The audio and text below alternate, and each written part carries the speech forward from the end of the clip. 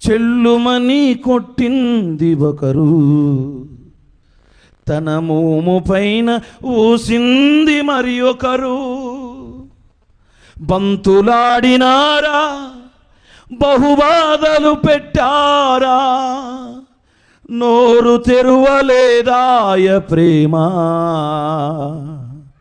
బదులు పలుకలేదాయ ప్రేమ.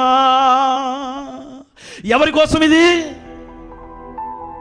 మన ఎదుట ఉంచబడిన ఆనందము కొరకు ఈ శ్రమలన్నింటినీ ఆయన నిర్లక్ష్యపరిచాడు.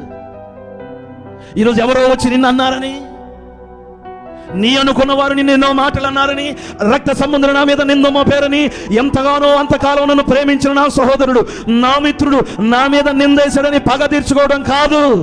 అవమానములను నిర్లక్ష్య పెట్టి నీ ఎదుట ఉంచబడిన పందెపు రంగములు ఓపికగా నువ్వు పరిగెత్తగలిగితే, నా దేవుడు శిలువ శ్రమను సహించుకుని సింహాసనము మీద దేవుని కుడిపార్శ్వన ఎలా కూర్చున్నాడో అలాగ నా దేవుడు సంఘములో నిన్ను నిలబెట్టబోతున్నాడు. దేవునికి స్తోత్రం.